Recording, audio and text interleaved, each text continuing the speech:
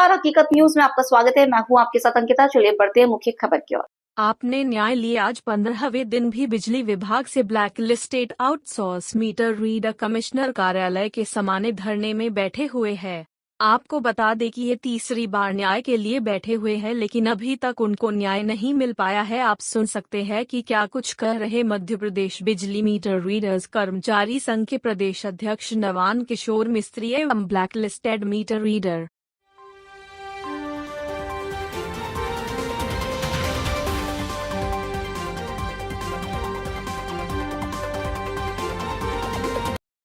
हमारा नाम नवल किशोर मिस्त्री है।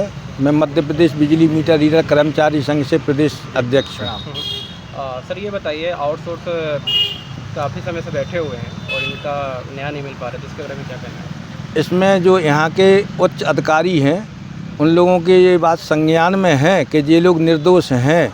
इसके बावजूद भी इन्हें कंपनी और अधिकारी, पूर्वी क्षेत्र के अधिकारी जो यहाँ बैठे हुए हैं DSE, इन लोगों ने मिलकर के एक ऐसा प्लान बनाया है पूर्वी क्षेत्र के अंदर कि हर वर्ष ये नई कंपनी लाते हैं, अपने ही किसी रिश्तेदार की कंपनी लाते हैं और उसमें ये डिमांड रखते हैं कि 50,000 रुपया दो या और कोई रुपया दो।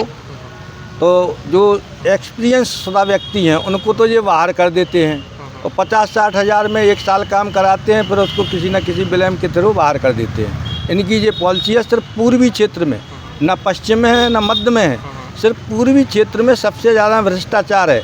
भ्रष्टाचार की एक और लकीर है कि आपके यहाँ VRS नंबर और मीटर नंबर एक नहीं हो सकता है, जबकि रीवा के अंदर 7,500 VRS नंबर और मीटर नंबर एक हैं।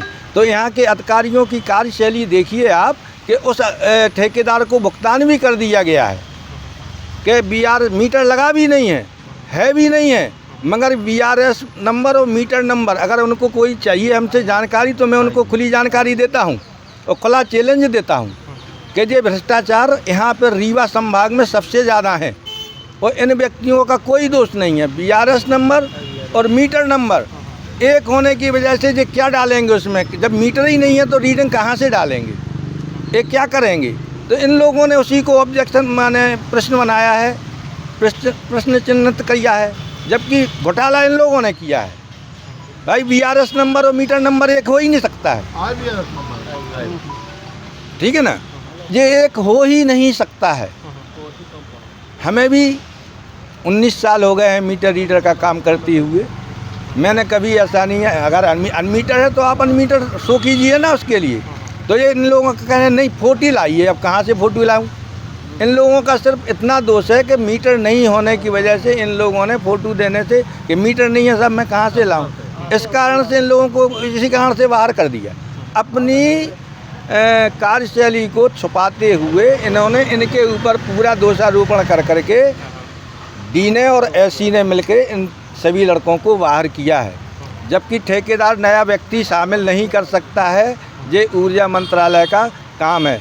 श्रीमान मैं प्रद्युम्न सिंह तोमर जी से भी विनम्र निवेदन करता हूं कि इन लोगों की जो रोजी रोटी चलती थी, आज ये 15 दिन से आमरण अनशन पर बैठे हुए हैं, न किसी ने इनकी खबर ली है न कुछ किया है। और मैं तो कहता हूं कि अगर प्रद्युम्न सिंह जी चाहें तो उनकी SE साहब की जांच करा लें, उनके ऊपर इनकम टैक्स की रेड कराएं। सभी प्रकार के काम होना चाहिए।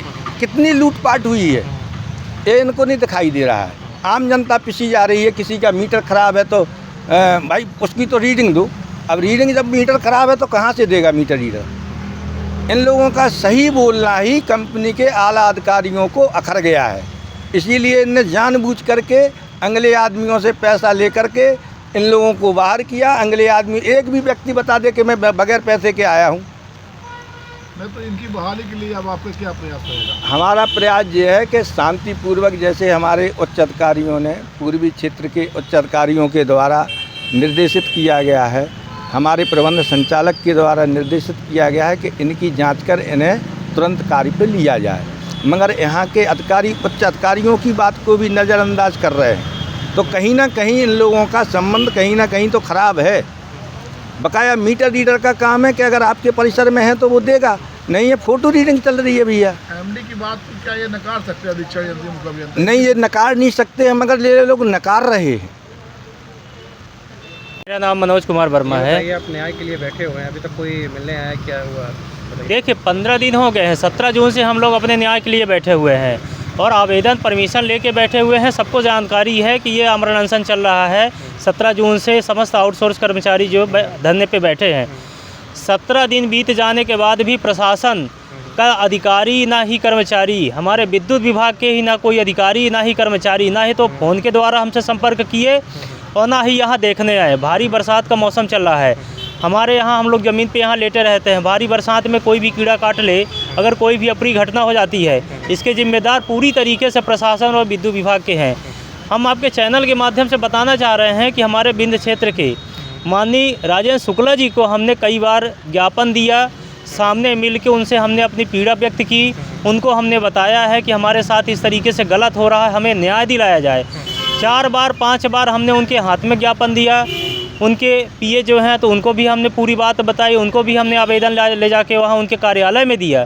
लेकिन आज कम से कम 10 महीने बीत गए हैं, उन्हें भी किसी न किसी माध्यम से जानकारी है, लेकिन उन्होंने भी पूरी तरीके से किसी भी प्रशासन को निर्देश नहीं दिया, ना ही उचित कार्रवाई करवाई। उनने सिर्फ अपनी तरफ से बोला। हम जब मिले तो उन्होंने कहा कि हम एमडी साहब से बात करेंगे, एमडी साहब से बात करके हम अपना आपका सल्यूशन निकालते हैं। लेकिन आज दिनांक तक आज हमारा तीसरा अनशन चल रहा है। 2 बार हम यहाँ धरने पे बैठे थे। एक बार मुख्य अभियंता कार्यालय में धरने पे बैठे थे, झूठ बोलकर हमें यहाँ से उठाया गया। तीसरी बार ये हम 15 दिन से यहाँ पे बैठे हुए हैं।